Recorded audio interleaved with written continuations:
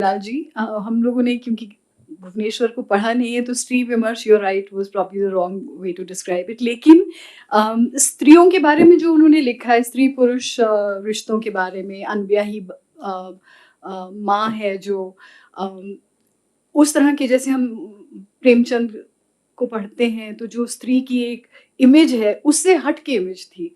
तो जब भी कोई चीज़ हट के होती है तो हम लोग उसे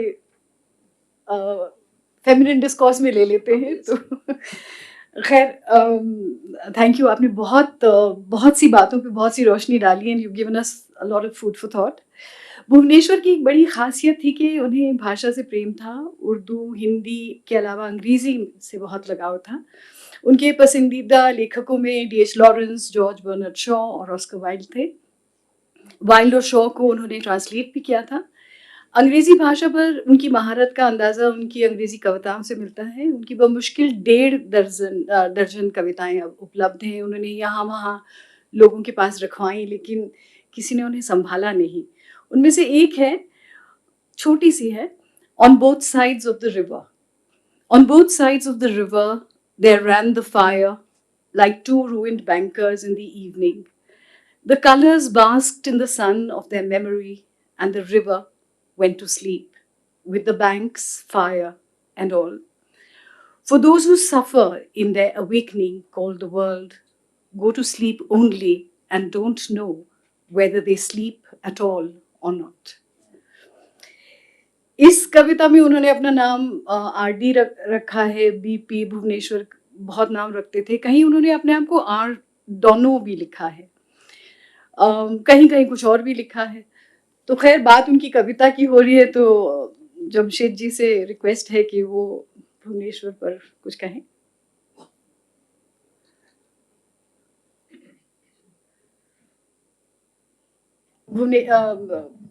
जमशेद जी की तो 1000 हैं आपकी हाइकूस, जिसका प्रोग्राम यहाँ हुआ था और बहुत पसंद किया गया था।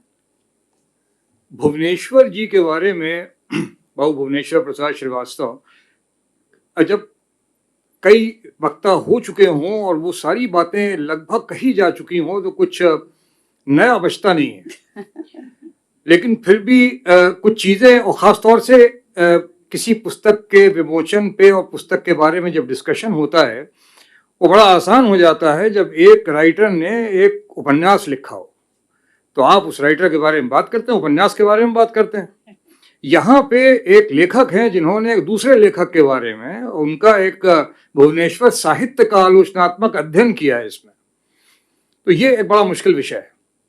इसमें दो लोग हैं, एक भुवनेश्वर बाबू हैं और दूसरा जो ऑथर हैं और जिन्होंने उनकी इसको साहित्य को किस तरह से आलोचनात्मक अध्ययन किया है, जो कुछ भी लिखा गया था। ये उनकी भुवनेश्वर बाबू की जीवनी के बारे में कम है, लेकिन भुवनेश्वर बाबू की जीवनी को बार बार दोहराया गया है, किस तरह के आदमी थे, और क्योंकि जिस तरह का व्यक्ति होता है शायद उसी तरह का साहित्य भी निकल के सामने आता है।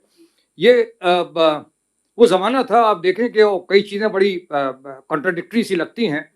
1910 के आसपास के शाहजहांपुर से 1910-1914 की पैदाइश, 20-25 साल की उम्र में भटकते हुए 11वां पास करने के बाद इलाहाबाद आ जाते हैं। वहाँ पे वो फक्कड़ से हैं, घूंगा करते हैं, कुछ पब्लिशिंग हाउसेज में काम कर लेते हैं। बाद में पैट्रनेज मिलता है मुंशी प्रेमचंद का। 3-4 साल उनके साथ में, जब वो नौजवान हो चुके थे, उनके साथ हैं, उनके घर में भी रहते हैं। बल्कि अशोक नगर में उनका घर था, शायद उस ज़माने में वहीं हुआ करता होगा। हम लोग जब इलाहाबाद यूनिवर्सिटी में पढ़ते थे जाते थे कि ये मुंशी प्रेमचंद जी का घर है। वहाँ वो रहे भी और उस पीरियड में उन्होंने काफ़ी कुछ लिखा और बड़ा अच्छा लिखा। वहाँ से मुंशी प्रेमचंद की डेथ होने के बाद से फिर वो भटकना शुरू हो गया उनका, और कहीं पे वो एक तरह से सेटल नहीं हो पाए। जहाँ तक रही बात छोटी मोटी पॉलिटिक्स की और राजनीति की, वो काशी, बनारस, इलाहाबाद, इन सब में ये चीज़ें होती हैं। और थोड़ा सा डिफर करता हूँ मृणाल जी से कि वो निराला जी वाला जो प्रकरण है उसको थोड़ा बढ़ा चढ़ा के भी हाइप किया गया है, बट उन्होंने खुल के लिखा था। और एक लॉबी थी, एक ग्रुप था, और इनके पास कोई साधन नहीं थे।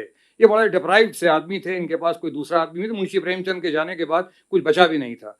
इसलिए साथ साथ दूसरी चीज़ एक और हाइप करी गई इनके बारे में कि साहब ये एकांकी के जनक रहे हैं। अब एकांकी के जनक होना, और 1946 में क्योंकि इन्होंने ये तांबे के कीड़े लिखा था एक एकांकी, उसकी वजह से, और बाद में आता है फिर वो बेकेट का आपका वेटिंग फॉर गोडो, जिसके बाद से 50, 52, 53, 54 में वो सारे इस तरह के वेस्टर्न कंट्रीज में वो नाटक लिखे गए हैं। मैं ये मानता हूँ कि उनके जो इनिशियल जीवन में जो भी चीज़ें उनके सामने आई थी, जो नज़रिया था, क्योंकि कोई ऑर्गेनाइज्ड लाइफ नहीं थी उनकी, ना तो वो कहीं सेटल थे किसी नौकरी में, ना ही वो ज़िंदगी में सेटल थे कि कहीं पे उनकी कोई पारिवारिक जीवन होता और वो आगे चल रहा होता, तो उनके शायद जो विचार थे वो थोड़े डिफरेंट होते। लेकिन उसके बावजूद उस शख्स ने, बाबू भुवनेश्वर प्रसाद ने, इस तरह की जो सोच, जो 1936 की सोच है, वो शायद मेरे ख्याल से 100 साल आगे की सोच थी। साथ में ये भी कहना कि उस ज़माने में ऐसी महिलाएं नहीं होती थी। मेरे ख्याल से महिलाओं की सोच हमेशा बहुत सही रही है, चाहे वो जिस सेंचुरी में रही हों, पहले से लेकर अभी तक। वो नहीं निकल के सामने आई या कहीं नहीं गई या किसी दूसरे ने नहीं कहा या उन्होंने खुद नहीं कहा, ये अलग बात हो सकती है। इन सब चीज़ों को देख के लगता है कि बहुत बड़ा मुश्किल आदमी था वो, और उसके उस मुश्किल आदमी का मुश्किल साहित्य भी था, और उसके बारे में कुछ लिखने का साहस जो किया है, उसका आलोचनात्मक अध्ययन, सुषमा जी को बहुत बधाई की पात्र हैं आप उसकी। और ये हिम्मत कम होती है, और मुझे लगता है कि आगे भी इनके बारे में कुछ और लिखने की ज़रूरत पड़ेगी। मैं इसके साथ ही साथ, क्योंकि ये किताब है और किताब आई है, और उसमें जहाँ पे क्योंकि सुषमा जी ने जो लिखा है, तो कुछ इनके पेजेस मैं पढ़ना चाहूँगा। मुझे लगता है कि शायद ये अच्छा भी लगेगा कि लिखा क्या गया है। अब जो भुवनेश्वर बाबू ने लिखा है वो तो लिखा ही, और साथ में सुषमा जी ने उनके बारे में क्या लिखा, तो 1-2 पेज अलग अलग जगह से 1-1 मिनट लगता है एक पेज पढ़ने में। भुवनेश्वर ने जिस नाट्य एकांकी में प्राण प्रतिष्ठा कर उसे प्रहसन की श्रेणी से निकालकर रूपक का दर्जा दिया, उसी विधा में उनकी कोई खास पूछ नहीं हुई, तो कहानी और समीक्षा के बारे में तो कुछ कहना व्यर्थ ही है। हिंदी कहानी की सीमाओं और संभावनाओं की पैमाइश करते हुए उनकी कहानियों का कोई नामलेवा नहीं हुआ। भेड़िए जैसा ठंडा यथार्थवाद अज्ञेय की गैंग्रीन से आगे ही ठहरेगा, पीछे नहीं। मौसी की बखिया उधेड़ती यथार्थ स्थितियां भावीवाद के कोहरे से पूरी तरह मुक्त थीं, और माँ बेटे की बेलाग सच्चाई के सामने मनोविज्ञान के ठप्पों पर गढ़ी हुई कहानियां काफी पिछड़ी हुई प्रतीत हो रही थीं। सुषमा जी फिर लिखती हैं कि 60 के दशक में कहानी अकहानी आंदोलन के ध्वज तले जिस ऊब, अकेलेपन, व्यर्थ बोध और आत्मनिर्वासन की कदम ताल हुई, उसकी अकुंठ अभिव्यक्ति स्वतंत्रता मिलने से बहुत पहले भुवनेश्वर अपनी कहानी सूर्य पूजा में कर चुके थे। उधर प्रगतिवाद खेमे में भी भेड़िए जैसी विलक्षण कहानी ढूंढे नहीं मिलती। नायक खारू का भेड़ियों का हमला होने पर अपनी रक्षा करने के लिए स्त्री को एक वस्तु की भांति भेड़ियों के आगे फेंक देना स्त्री की सामाजिक स्थिति की अनुपम व्याख्या है। एक और चैप्टर में, चैप्टर 2 में, जिसका कि टाइटल इन्होंने दिया है कि जमाना आ रहा है जब उसे समझेंगे सब असगर, ये कहते हुए लिखा है। और फिर उसी भेड़िए वाली कहानी में, इस निबंध में भी कहती हैं कि कहानी का नायक खारू और उसका पिता भाव विहीन निष्ठुर पाषाण लगते हैं, परंतु जरा सा ठहर कर कहानी के अंतर पाठ पर ध्यान दिया जाए तो दोनों नितांत संवेदन शून्य भी नहीं है। खारू दूसरी नटनी को फेंकने से पहले एक आत्म स्वीकृति करता है, उधर नटनी भी मौत के कुएं में कूदने से पहले जो नथ उतारती है, उसके एकाधिक संदर्भ हैं। इसके बाद जब हम आगे आते हैं तो एक और चैप्टर में लिखा जाता है, जब हम लोग बात कर रहे थे स्त्री पुरुष संबंधों के बारे में, रिलेशंस के बारे में, कि ये उनको इस बात का ज्ञान भी कैसे था, लेकिन उन्होंने जो लिखा है वो मुझे नहीं लगता कि कोई बहुत ज्यादा हकीकत से अलग है।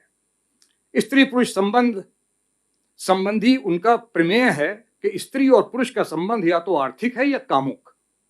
प्रतिभा का विवाह में उन्होंने लिखा था, शुष्क खुरदुरे यथार्थ की भूमि पर वे रोमानी आदर्शवाद का साया भी बर्दाश्त नहीं करते। रोमांच, प्रतिभा का विवाह एवं रोमांस एवं रोमांच में पुरुष द्वारा इस संबंध पर भाई बहन की लीपापोती करने के उद्यम का वे खुलकर उपहास करते हैं। ये देखिए बहुत इंपॉर्टेंट है। प्रतिभा अपने भावुक अपरिपक्व प्रेमी को पति के रूप में अस्वीकार कर उससे ठिठोली करती है। अच्छा तुम मेरे भाई हुए, हुई ना फैशनेबल बात मेरा भैया। आगे लिखती हैं कि तनिक स्वस्थ मन से विचारो, विवाह करने, ये भुवनेश्वर हैं, तनिक स्वस्थ मन से विचारो, विवाह करने के पश्चात हम दोनों एक दूसरे को उसके निकृष्ट से निकृष्ट अवसर पर देखेंगे। हमारे बीच में जो विस्मय, जो सरस कौतूहल है, जो कल्पना है 1-2 वर्ष में ही उड़ जाएगी। प्रतिभा के विवाह में और भी उन्होंने बहुत कुछ लिखा है। अगले वाले चैप्टर में एक जगह जहां पर बात करी थी, मृणाल जी ने बताया कि जो ओडिपस कॉम्प्लेक्स की बात है वो भी लिखी गई है, और इसमें मुझे लगता है कि फ्रॉडियन और फ्राइड से भी बहुत ज़्यादा वो इन्फ्लुएंस थे। जाने हम दफन हो बोसीदा किताबों में कहाँ, ये चैप्टर 5 है। इस चैप्टर 5 में भी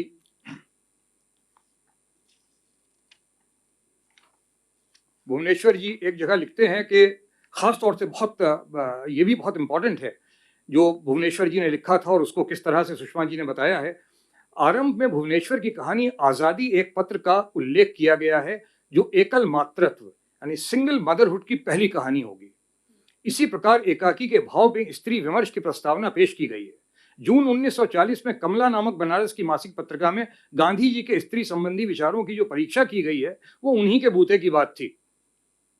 इस लेख से मतभेद हो सकता है, इसे हम केवल, जो गांधी जी का लेख था, इसे हम केवल विचार स्वतंत्र के लिए छाप रहे हैं। 1940 के ज़माने में भुवनेश्वर ने स्त्री विमर्श की दृष्टि से गांधी जी के विचारों को छानने और बीनने का साहस किया और जिरह की, और वो इस तरह है। भुवनेश्वर जी ने लिखा था, गांधी जी के 2 विरोधों को लीजिए, कॉन्ट्रडिक्शंस को। पहला मशीनों का विरोध और फिर बर्थ कंट्रोल के आधुनिक तरीकों का। इनमें से पहला तो उनके असफल राष्ट्रीय आंदोलन की बुनियाद है और दूसरा उन्हें 13वीं सदी के एक रोमन कैथोलिक पादरी से ऊंचा दर्जा नहीं देता।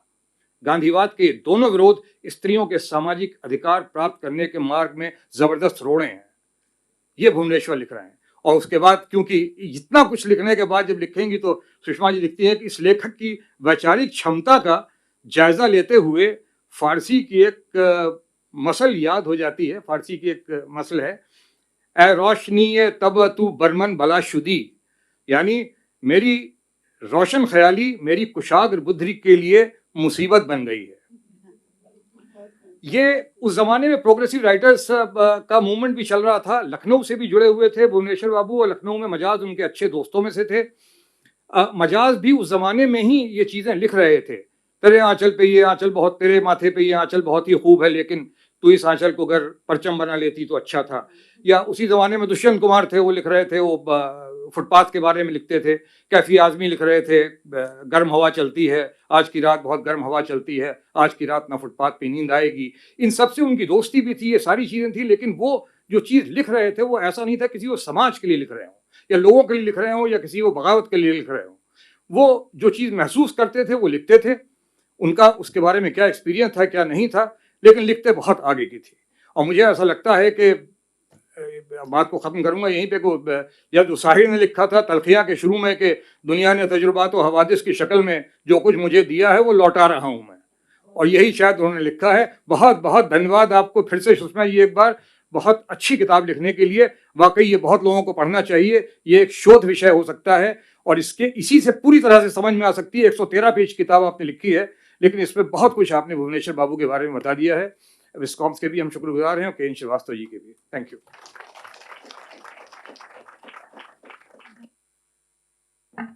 धन्यवाद।